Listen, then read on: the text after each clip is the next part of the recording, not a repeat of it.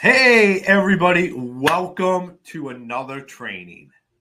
Not a webinar, not a podcast, but a training where we dive right in. We give you actionable things that you can do today to help with whatever the subject is. And today's topic is cost tracking and profitability. We have Jennifer here with us. She was a fantastic guest on the Construction Champions podcast. If you haven't watched that episode, go check it out.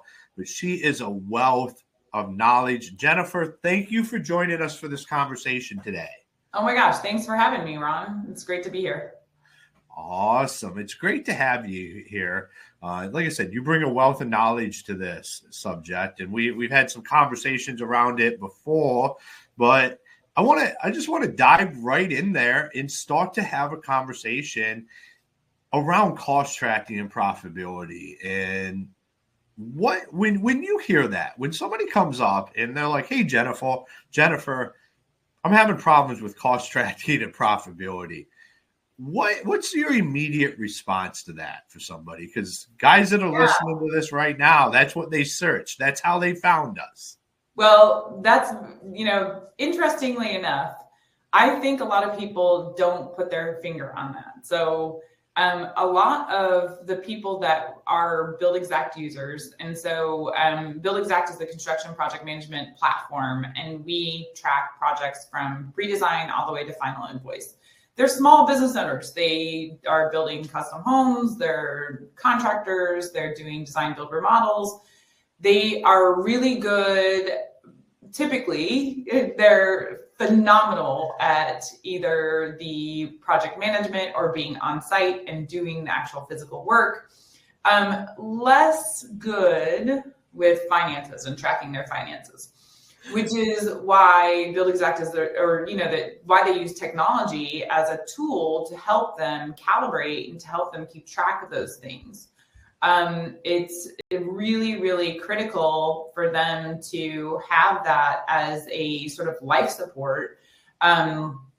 Because, when we are face to face with our users, we're asking them how they can put this right systems in place to manage and improve their profitability, and then to get freedom to focus on different things, and to be on the job site more, or to be in doing the things that they love and not having to focus on that profitability. Awesome. Yeah, I love what you guys are doing. And I'm going to kind of pivot the conversation real quick. We're going to dive into a little bit on BuilderComs, because I know for cost tracking, and what we're talking about today is like you have to use some form of technology. Like I'm tired of running into guys that have right here we have my numbers. I have a bunch of receipts and stuff over here. I have the timesheets for the guys, and they wonder why they don't have any of this data, which is what you started to allude to, is that in order to understand this, you have to have a way to be able to track it. Yeah. You have to have the work orders. You have to have that communication in place and that tracking in place. The data that supports what's going on, what goes into the invoices, when the invoices are paid, what's outstanding. So all of that, is visible on a dashboard within BuilderComs. But then once you get into, you can also do some reports that are advanced cost tracking within BuilderComs, so that you can see some additional information about gross profit for your company on an annual basis, or you can go project by project, look at that, because you might uncover that when you do a design, build, remodel, that you're making the gross profit, the gross margin that you want to. So let's say 60%. But when you're doing custom home build, you're making like a 5%. So, you could look back in time and say, this is certainly a trend, and why is this happening? Now, what I was saying before is that sometimes, our users don't put those two things together. So we also are building out our ecosystem so that we're pulling in people like you, Ron, or other partners who can help them uncover those things and ask the right questions. Sometimes it's just asking the question. Are you only looking at your accounting, your finances once a year? That's a signal, right? You should be using it, like looking at it like a daily basis, just something on a daily basis, depending on the projects that you have going at that time. And then, what's your net profit after your salary is paid? And then can you be more efficient with your time? And are you shopping around for different products or different subs so that you can increase your margins? And are your invoices going out on time? And are you qualifying your prospects? And can you qualify them better so that you're getting the right people? And then there's marketing questions that you can ask as well that impact your profitability and your margins. And then can you manage your finances better so you can build more working capital? So those are some of the things that we would start with or uncover so that the user knows where and how to approach it in a more effective way. Yeah, because everything stems off of being able to track it, have that data, have an understanding, and yeah, you should be checking something. I recommend daily. I mean, even if you're the CEO and you're running the entire operation, say you're doing 20 million a year in revenue, you should at least be looking at like whatever that controller is, whatever that spreadsheet that you have that hits the high numbers. Like when you talk about a dashboard, you should have something that you're looking at every day that you understand money coming in, money going out. What are we running from a profitability perspective? What are like the KPIs that matter for you to be able to go build and traject the future of your business? And with that being said, we brought up profitability multiple times here. And I think that can be a really misunderstood word in exactly what that is. So can you help the guys out there listening, the girls, whoever's out there listening, just kind of understand profitability? Yeah, sure. So, I think everybody has a kind of a different definition for it for their own business. And, Ron, you're a small business owner. How are you thinking about it? And what do you feel like are the biggest challenges? Because maybe we can go from there too. Yeah. So I think I'm in the software world as yourself. Yeah. And, our ability to continue to grow and scale, and we look at customer acquisition costs. Like, what does it actually cost to bring a customer on? How long do they stick around? What does that look like? Being early stage, profitability comes in. Like, our goal is to just continue to run break even. I know that sounds crazy, but I'm a bootstrap company. I continue to grow it. And my goal is just to have it just continue to break even. Yeah. And grow. And if I can do that, I'm an anomaly when it comes to software. Like if I can grow the company and just have it break even as we continue to grow and we don't lose money, you become this anomaly. And the same thing in construction. So if you can understand your numbers and grow, so here's why when it comes to profit, I'm going to go back 8 years ago, maybe 10 years ago in my life. And, we did, I think, right around 10 million, and we lost $1 million on 10 million. But all we were focused on was top line revenue, and it cost us $1 million. And we decided we would never, ever do that again. So what we did was we actually scaled back and drove up our profits. So cut out all the fluff, did the hard things, made the hard decisions to be able to go back. It made everything harder for everybody. The next year we did, we're going a decade back here. I think we did around 8 million and we were just about at break even. And then that led us 5 years later to doing over 20 million at about 16%, which It's really, really good money. Yeah, no But doubt. we put the systems in place. We made the hard decisions, and then we scaled them. We let the systems grow with the business. We understood that stuff was going to have to completely change, but we never, top line growth was a focus because we knew we needed to get there to create the revenue we wanted to create.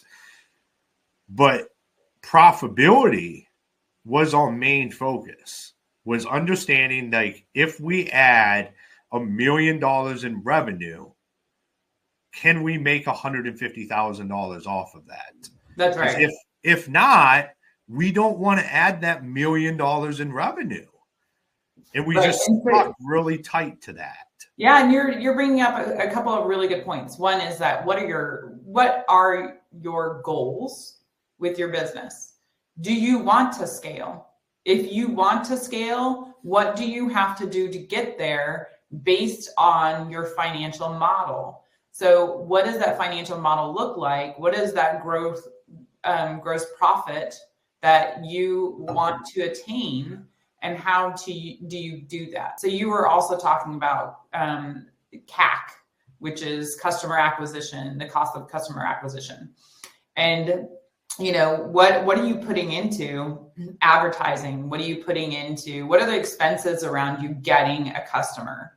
And then are you getting them just for a one-time remodel or one-time home build? Or, you know, are you getting them for a remodel knowing that they'll come back?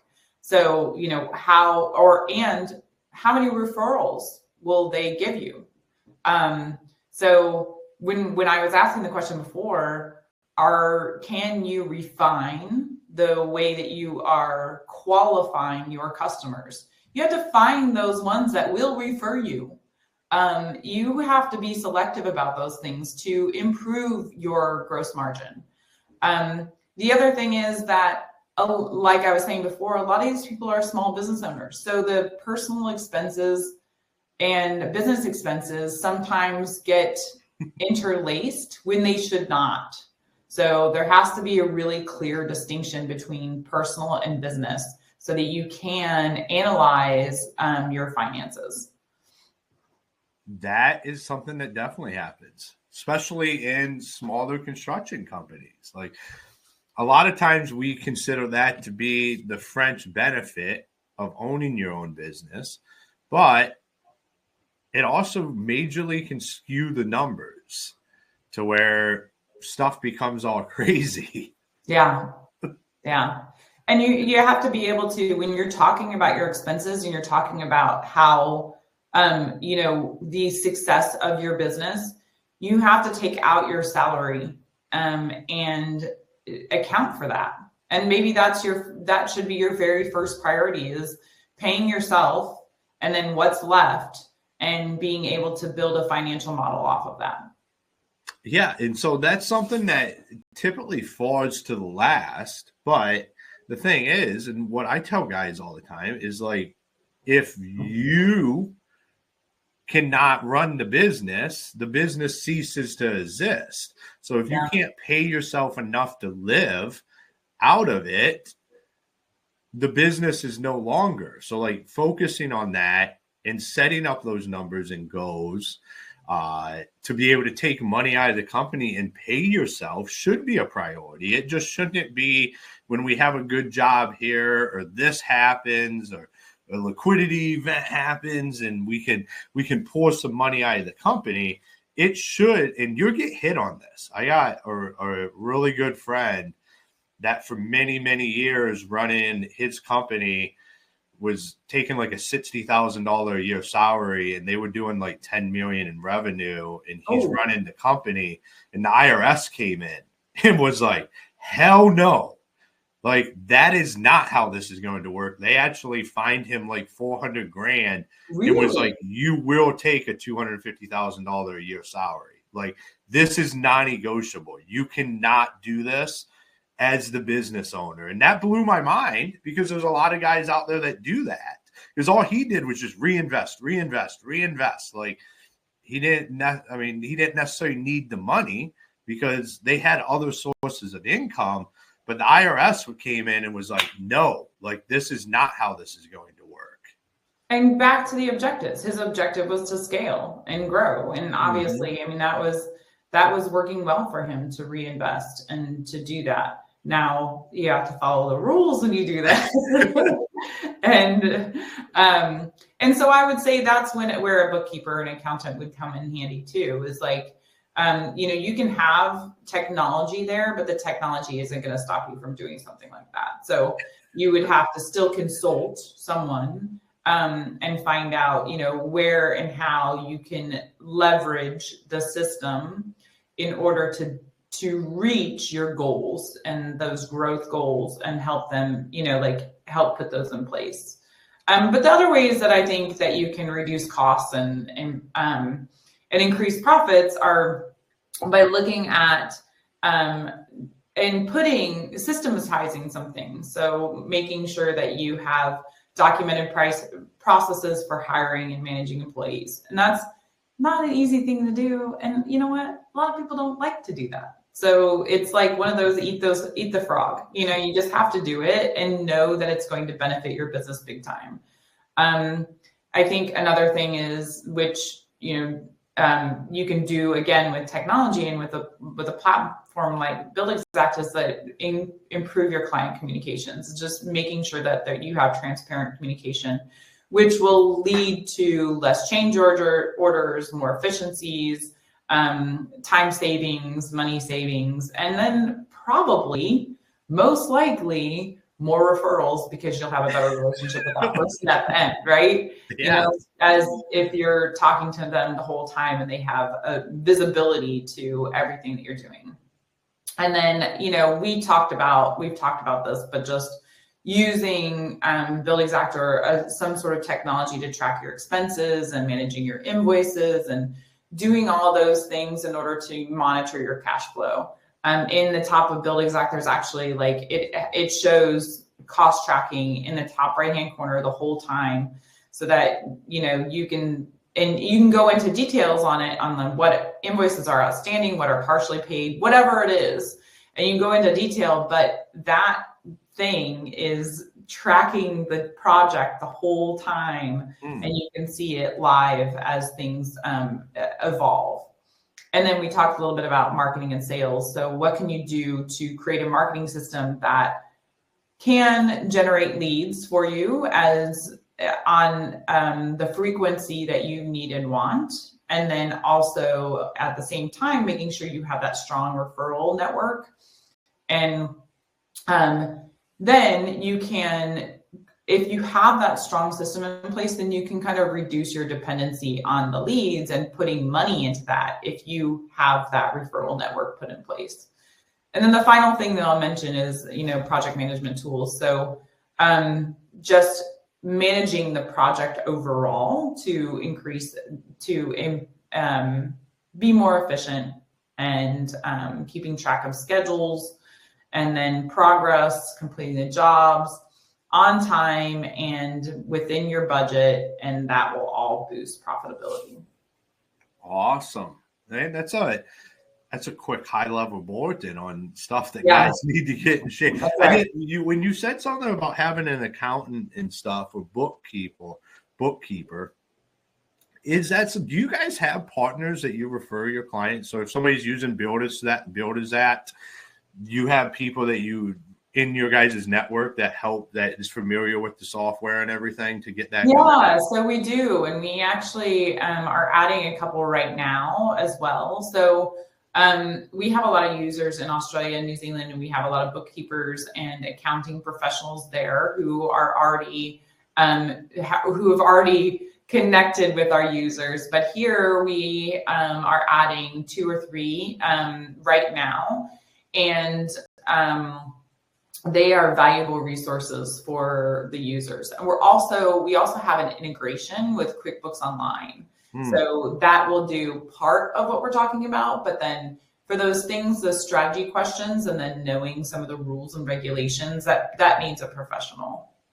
Yeah, but that professional needs the data. So we need to make sure we're getting the appropriate data in somewhere, because, let's be honest, if you give somebody shit information, they're going to make shit decisions. That's right. It just doesn't work well. Bad in, bad out. That's exactly right. Absolutely. So, I mean, we've been talking here for about 20 minutes on all of this, and it's all fantastic stuff that guys need to get their house in order with. But I guess my question is, if for somebody that's listening, where should they start? So, everybody starts at a different point. So I don't know if, exactly how to do that, but I think that when I went over those 5 things and just asking yourself those questions is how often are you looking at your finances and doing sort of an audit of what you're currently doing, and then being able to put those systems and processes in place. Because somebody who might come to us might have a really good hold on marketing. They're just innately good at marketing. And so that one's kind of like a check off the box, but then they need a lot of help in systematizing the hiring process, and then also making sure that they look at their finances on a more regular basis. So, and they don't have a strategy in place. So then they would need to look at where and how they need to, how many projects they need to do, and how that equates to the gross profit margin that they're getting, and build in those formulas so that they can achieve their goals. So I would say starting out, I think it's just an audit, asking yourself those questions, and knowing that once you do that, you have to start with one thing. Start with something that you can easily tackle, and then put the other things kind of ducks in a row so that you can just go and tick them off the list. And soon it'll become less painful because things will be moving much more smoothly. Well, yeah, I think I know, because I watch guys do this stuff all the time, is they just start too big. They just, they try to do everything. Like you said, we have these 5 items, and they're just like, well, we're just going to do all 5 of them, which what you need to do is prioritize those items. And then start with, I always like to say, is start with what you can get the biggest win quickly with you and your team. Like, what is going to get your team fired up because you're going to solve a critical pain point for them, or just something they don't like doing, and go after that one, get it knocked out, and then just continue to get those wins as you work through that list. And don't try to just take it all in one time. Like, you have the vision, you're going to fix it all, but you have to start somewhere. And if you never start because you're too intimidated by everything that has to happen, then next thing, it's a year later and you're in the exact same spot. So I think focusing in, like what you were talking about, figuring out what are those areas and then dominating it. Yeah, that's exactly right. Awesome. So for everybody listening, if they wanted to connect with you, learn more about BuilderCom, have a conversation with you or your team, where should they go do that? Yeah, thank you. That's great. Again, super good to talk to you here today. And we're at buildexact.com, and BuildXact. So it's BuildExact without the E. So go to BuildExact.com. Again, my name is Jennifer Castenson, and I'm on most active on LinkedIn. So if you can connect to me there, I would love to talk to you and connect you with somebody on our team. Awesome. Well, thank you for taking the time and educating the industry on cost tracking and profitability and many other things along the way. This has been a fantastic conversation. Thanks. Really appreciate it. All right, guys, thank you for tuning into this training, and go check out our database of other amazing trainings, and make sure you subscribe to get information on all of our future trainings that we will be bringing your way. Our goal is to continue to help educate the industry and give you things that you can do right now. Jennifer gave you plenty of those. Now get off this call and go start prioritizing what you need to do. Go follow Jennifer. Maybe set up a demo of BuilderCom and get rocking and rolling. Thank you.